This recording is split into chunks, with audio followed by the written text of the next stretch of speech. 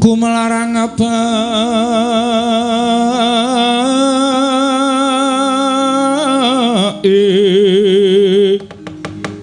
kang samya sumewa tinon kadi samudra pasang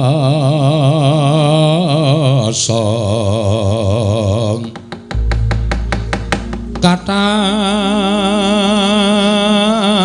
kang samya trapsila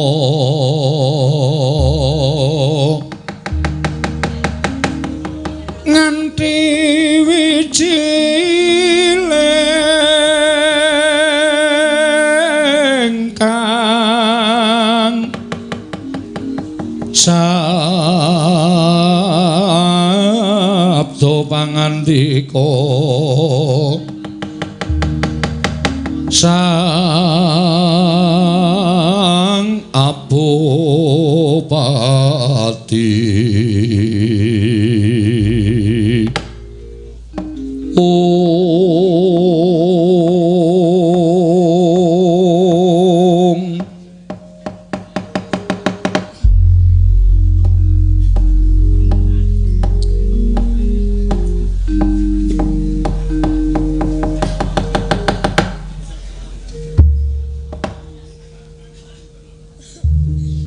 nuwun amin pasang kaliman tabi tinebina ing lodone dumawaing tawang tuwanggir sampun kinten ingkang bapa ing kepatihan menika cumalena angurmini dhateng Purbawasesaning nata ngastina menika babar pisan boten ujuping manah namung badhe ngemutaken dhateng Paduka Anak Prabu ing Ngastina teka sampun lenggah wonten ing pesanggrahan sineba sangganing para wadyabala ingkang jabak sakatahing para senopati Raja Nerpati ingkang samya ngabiyantara ngersa Paduka Anak Prabu estining manah namung sanget kepingin midhanget dhateng sabda pangandika Paduka Anak Prabu ing Ngastina nanging ngantos dumugi Sang Hyang Surya meh manjer wonten tengahipun teka Paduka mboten kepareng amedhar pangandikan mugi ingkang bapa kepareng cumadung dawuh menapa ta ingkang dipun penggalih nggih nuwun sewu peperangan sampun kelampah malah dinten sakmangke dereng wonten pekabaran senopati ingkang gugur wonten ing madyaning pabaratan nadyan kathah korban ingkang tuwuh saking wadyabala Kurawa miwah wadyabala Pandhawa nanging tumrap ingkang bapa ing kepatihan menika nama sampun nami limrah jernyatanipun para prajurit sami pejah madyaning peperangan menika sampun nami pitumbasipun tiyang perang kok nggir milengking saking menika lajeng kepareng kula cumadung dawuh menapa ta ingkang dados sengkeling penggalih ingkang dipun penggalih menapa dene Paduka wiwit miyos wonten ing pesanggrahan dumugi sakmangke dereng wonten pangandikan seklimah kemawon Anak Prabu monggo sampun ngantos tetel kanalindran Paduka Anak Prabu ing Ngastina keparenga suka pangandikan mboten ketang namung seklimah sakmangke dadosa pepadhang tumraping manahipun para wadyabala miwah para raja Nerpati lan senopati ingkang sampun ngabiyantara ngersa Paduka Anak Prabu ing Ngastina nggih Anak Prabu Duryudana Anak Prabu nuwun sewu mboten nama kula menawi arep-arep pisan dhateng aturipun Patih Sengkuni nanging babar pisan mboten kula nuwun sewu nggih ingkang Romeng Mandaraka sampun keparang sowan mboten wonten ingkang gumana musik manahipun ingkang Romeng Mandaraka kejawi kula tampi timbalanipun anak kula mantu ing Ngastina nanging sareng dumugi wonten ing pesanggrahan Bulu Pitu teka Paduka kendelan kemawon kadya wonten ingkang ginebeng saklebeting penggalih nggih Anak Prabu Duryudana upami Paduka menika gegetun dhateng lelampahan ingkang sampun kelampah menika ngibaratipun sekul ingkang sampun dados bubur mboten badhe wangsul dados sekul malih wontenipun namung dipun lampahi upami jengandika Anak Prabu Ngastina menika gegetun dhateng sakathahing prajurit ingkang sampun dados banten wonten madyaning peperangan Menika tumrap kula leres aturipun Patih Sengkuni menika pitumbasipun tiyang perang. Jalaran wong perang menika etunganipun namung werni kalih. Mati menapa mukti. Wondene sakathahing para prajurit ingkang sampun dados korban menika kala wau, sayekti sampun anetepaken dhateng tekadipun bebila dhateng dika anak Prabu Ngastina. Menawi anak kula mantu Ngastina tumuli kendelan kemawon, penggalipun tansah kodheng, penggalipun tansah bingung. Ateges ngandika anak Prabu Ngastina menika sia-sia dhateng ingkang sampun totoh nyawa, sia-sia dhateng para prajurit alit-alit ingkang kathah dados korban. Teka sami mbelani dengan jengandika anak kula mantu Ngastina nanging semunipun pambiyantunipun para anak prajurit alit menika kala wau dereng saged andadosaken renaning penggali paduka anak kula mantu Ngastina. Anak Prabu wonten menapa nggih? Kepareng ambabarana ingkang bapa ing Mandaraka. Kula nuwun sewu nggih. Menawi jengandika anak Prabu menika kodheng penggalipun babagan perang menika kala wau, estrinipun tumrap kula menika mboten perlu dipun lampahi, mboten perlu dipun raosaken. Jernyatanipun menawi paduka menika mresani dhateng sakathahing para prajurit, sakathahing para wadyabala ingkang semanten kathahipun menika kala wau, tumrap ingkang bapa ing Sukalima tasih nggadah pengajeng-ajeng, tasih nggadhahi pangarep-arep benjang jengandika anak Prabu Duryudana sakurawanipun menika unggul madyaning Bratayuda Jaya Binangun. Jenyatanipun menika nembe kemawon pinten-pinten dinten kelampahan mboten sagedipun gagapi tuwin mboten sagedipun mestani Kurawa badhe kalah menapa Pandhawa badhe menang. Tuwin sewalikipun Pandhawa badhe menang menapa dhewe Kurawa badhe kawon. Menika mboten sagedipun gagapi. Jenyatanipun lelampahan menika tasih panjang, Ger. Lelampahan menika tasih panjang. Tasih kathah wekdal kinarya ngrampit tuwin kinarya nata gelaring baris supados sakmangke saged ngaswaraken dhateng kadang-kadang paduka para Pandhawa miwah sak wadyabalanipun tuwin sak pendherekipun nggih anak Prabu Duryudana. Jagat Dewa Bathara ya jagat pangestu ngoro pawan wonten dawuh sewu-sewu kalapatanipun ingkang putra kula nyuwun pangapunten ing sakalangkung kathah ngantos mboten karaos anggen kula sampun lenggah madyaning pesanggrahan Bulu Pitu dipun adhep sangganing para wadyabala. Syukur nggih menawi paduka sampun nimut dhateng Purwadasina Rama Prabu Salya wonten dawuh sepinten kalapatanipun ingkang putra kula nyuwun samudra pangaksami dene ngantos supe dhateng kawontenan. Syukur menawi panjenengan anak kula mantu Ngastina sampun eling tuwin sampun nimut bilih nedhengipun siniwaka wonten ing madyaning pesanggrahan tuwin sampun dipun seba sangganing para wadyabala. Malah salajengipun ing Rama ing Mandaraka kula cumadung dawuh sejatosipun menapa ingkang ginebeng saklebeting penggalipun anak kula ing Ngastina. Oh tuna wonten dawuh nggih. Menapa jenengan dika ngendikaken menika apan kepara saestu lelampahan menika tasih panjang. Mboten perlu kula menika gegasah dhateng manah kula piyambak. Menawi ngaten menika tegesipun paduka anak Prabu menika pantes minangka dados pepayunging negari Ngastina, pepayunging para wadyabala tuwin para senopati, tuwin para raja-raja ingkang samya sumuyut nungkul dhateng paduka anak Prabu ing Ngastina. Sabab ngaten nggih, sedaya menika namung gumantung dhateng jengandika. Menawi jengandika menika tatak tangguh tanggon tan wande, mangke para raja senopati, para wadyabala ugi tansah hanggadhahi raos gumregah angenipun bebantu dhateng paduka anak Prabu ing Ngastina. Nanging menawi paduka tumunten tansah sungkawa enggalih menika ugi badhe angendhoni dhateng kencenging tekad para wadyabala. Matur sembah nuwun Bapak Tuna. Rama Prabu Salya. Wonten dawuh Paman Harya Sengkuni. Wonten dawuh nggih Bapak Tuna. Wonten timbalan. Anggen kula kendelan kemawon menika mboten kok perkara kula menika gagas patine para prajurit alit-alit para wadyabala ingkang sampun sami dados korban ambilani dhateng Duryudana. Nanging kula nuwun sewu anggen kula tansah cumengklungen menika gagas dhateng negari Ngastina. Mangke rumiyin teka jengandika lajeng gagas dhateng negari Ngastina menika upami Duryudana menika mangke sakurawanipun kalah tumunten kula pejah madyaning Tegal Kurukasetra kula sak kadang-kadang kula Kurawa satus cacahipun menika mangke ngatang-atang dados badhang Pandhawa ngukup kemenangan.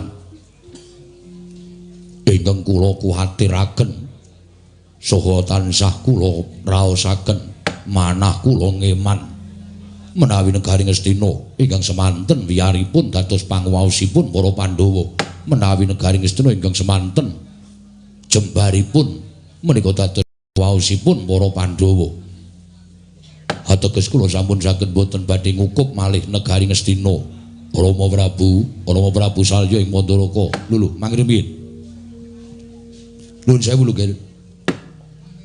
Mboten nampa kula menika badhe mulang dhateng jengandika anak kula mantu ing Ngastina mboten. Jernyatanipun panjenengan menika sampun sepuh turta wis dadi ratu. Panjenengan menika sampun buntasing ngreh samu kawisipun agal lembut mus kacakup. Nggih. Ning jejering kula menika wong tuwa. Yen bisa kula menika tak ora ketang sithik tutur-tutur kaliyan anak kula mantu ing Ngastina. Nuwun sewu. Undering peperangan Bratayuda Jaya Binangun menika ingkang dipun dados rebatan inggih menika namung negari Ngastina. Negari Ngastina. Rumiyin menawi jengandika anak kula ing Ngastina menika mboten cukeng, Pandhawa mboten adreng, menika mboten badhe kelampah.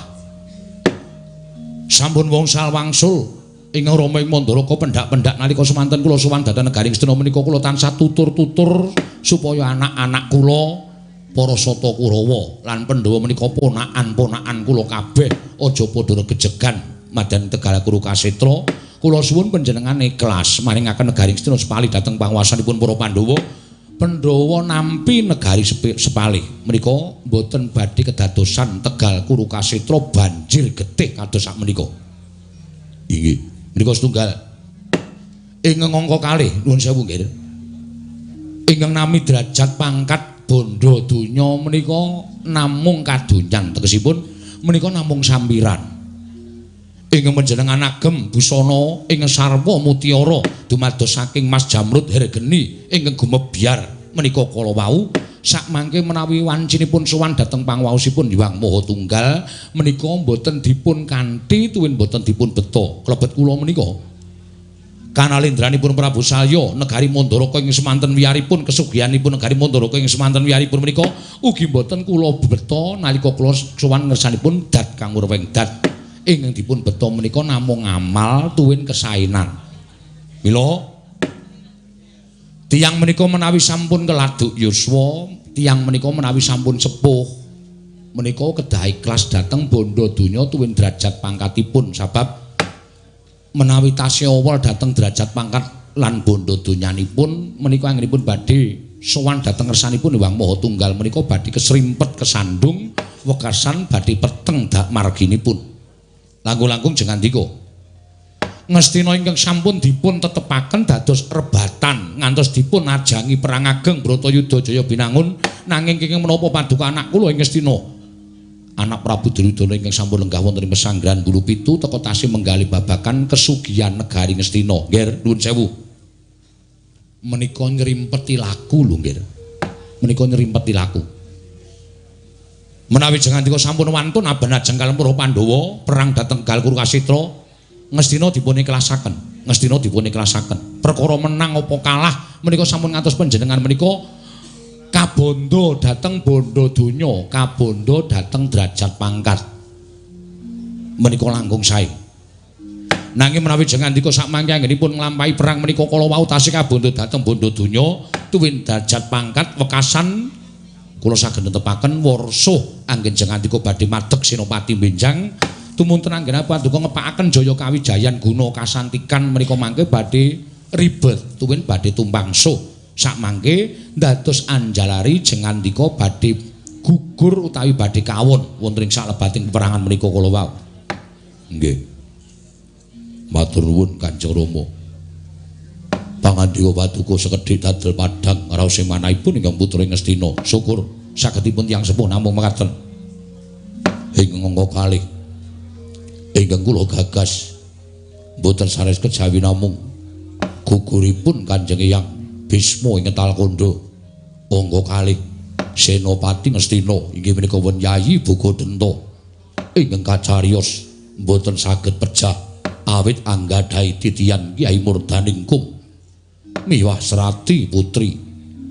Nyatanipun madyaning peperangan Bratayuda wonten ing madyaning Tegal Kurukasetra kabar sampun sumebar bilih Yayi Bogodento miwah sak titianipun pejah madyaning Bratayuda Jaya Binangun gugur wonten ing madyaning peperangan. Rama wonten dawuh menapa para Pandhawa menika mboten saged dipun kawonaken, menapa para Pandhawa menika mboten saged dipun asoraken ing atasipun sampun pinten-pinten cara dipun ginakaken ing atasipun ingkang majeng wonten ing pabaratan Senopati Ngastina menika Senopati ingkang sasat sekti kalintang jayaning perang parandene sak mangke tansah kapupuhe krana Madyalaga.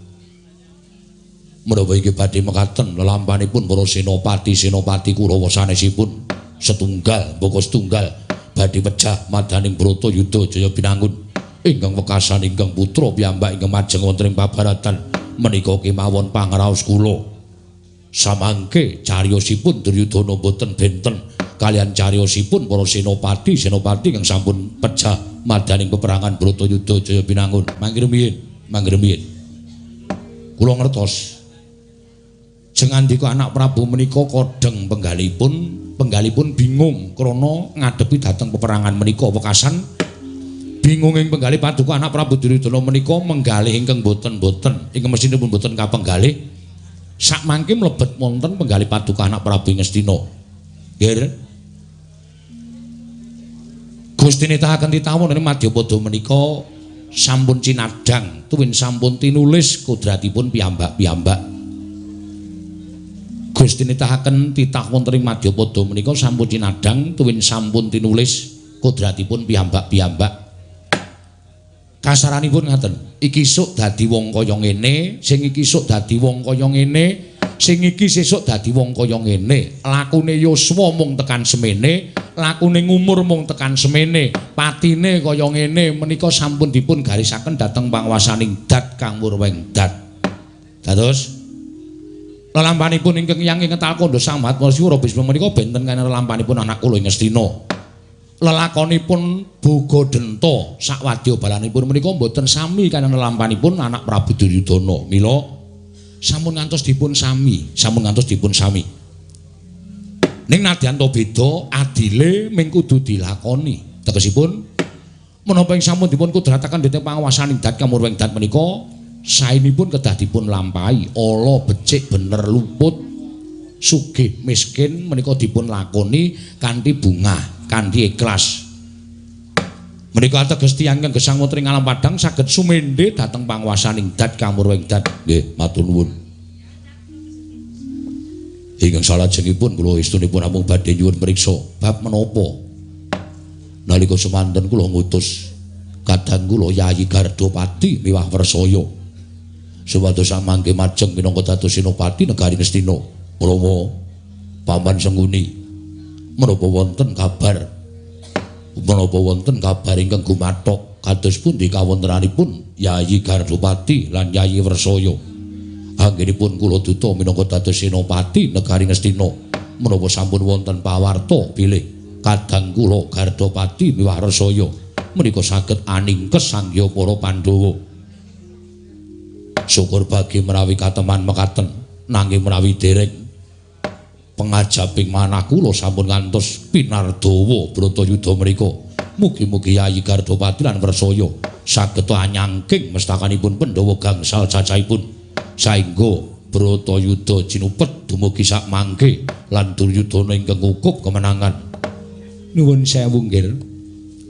Menawi ingkang Bapa dipun ngeparengaken munjuk atur ngersa maduka anak Prabu Paman Harya Sengkuni kados pundi. Menawi saking pangintenipun ingkang Bapa ing kepatihan ingkang rayipun Prabu Gardopati miwah Prabu Wersaya panginten kula mboten ketang namung setunggal saged amejahi dhateng para Pandhawa. Nuwun sewu atur kula ingkang kula aturaken mboten ketang namung setunggal saged mejahi para Pandhawa sabab kula menika ngertos dhateng kadigdayan tuwin kridanipun Prabu Gardopati lan Wersaya nyata sekti kalintang jayaning perang pilih tanding boboting yuda bebasan tinatah mendat jinara menter tinumbak bengkung sinuduh utung. Kamangka nalika semanten ingkang abenajeng kaliyan pun ingkang rayipun Prabu Gardopati lan Persaya menika ingkang pamaning plasa jenar. Wonten karti sampeka inggih menika niatipun Prabu Gardopati lan Persaya menika supados narik kawigatenipun Raden Werkudara tuwin Raden Janaka supados nebih saking Tegal Kurukasetra sabab nuwun sewu. Kegiatanipun para Pandhawa menika dumunung wonten Raden Werkudara tuwin Raden Janaka menawi kalih menika saged dipun sirnakaken tanwande Pandhawa sampun boten gadhahi kegiatan ngibaratipun mejahi para Pandhawa menika angel mijet wohe ngranti suwi banyu sinaring namung emanipun dumugi sakmangke dereng wonten kabar menapa inggih saged mejahi Werkudara menapa Janaka menapa dereng ingkang rayipun Gardopati lan Persaya. Mugi keparenga nggale sakmangke anetepna nggih. Sarana menapa ing sampun kula aturaken menika mawi dasar-dasar kasunyatan mboten namung kok golek-golek pawarta kemawon. Tuwin kula ingkang piyambak ingkang nyumurupi kridanipun Prabu Gardopati lan Persaya kula saged netepaken bilih sakmangke Werkudara ingkang sampun dipun tarik medal saking Kurukshetra miwah Raden Janaka ugi sampun dipun tarik kawigatosanipun medal saking Tegal Kurukshetra. Kula kinten menawi abenajeng setunggal mbaka setunggal Prabu Gardopati mengsah Raden Werkudara, Prabu Persaya mengsah Raden Janaka. Kula saged netepaken Raden Werkudara lan Raden Janaka mboten saged mimpang, tuwin mboten saged unggul mengsah Senopati Ngastina kekalihipun. Inggih menika Prabu Gardopati lan Prabu Persaya nggih. Bawandarya, wonten dawuh. Kula mboten kepengin madyaning pesanggrahan Bulu Pitu menika panjenengan atur pelapuran ming supaya gawe bombong atine Duryudana ning kabeh kudu nyata. Sampeyan ampun ming kanthi ukuran kasektening Gardopati lan Persaya sabab panjenengan prisa piyambak kurang digdaya apa Kanjeng Hyang Bisma, kurang digdaya piye Yayi Bugodenta. Nah nyatane kapuping Rana Madyalaga panjenengan matur menawi Yayi Gardopati lan Persaya saged nyerahaken Werkudara lan Janaka menika sampun ngantos namung enaki dhateng manah kula sabab madyaning Bratayuda menika kula mboten kepengin nata pelaporan sing mengenaki atine ratu ning ora ana kasunyatane. Kula mboten kepengin kabeh kudu nganggo dasar kasunyatan. Menapa ing kula aturaken menika kanthi dasar kasunyatan nuwun sewu sabab kula matur to nggih Raden utawi Prabu Gardopati miwah Prabu Persaya anggenipun anantang perang dhateng Werkudara kelawan Janaka menika dipun ajak nebih saking Tegal Kurukasetra perang ayun-ayunan setunggal kalian setunggal. Kula matur Werkudara kalian Janaka menawi perang kalian Gardopati miwah Persaya ijen padha ijen kula kinten kadigdayanipun Werkudara lan Janaka menika mboten saged imbang kalian kadigdanipun ingkang rayi Prabu Gardopati lan Prabu Persaya nggih anak Prabu Ngastina.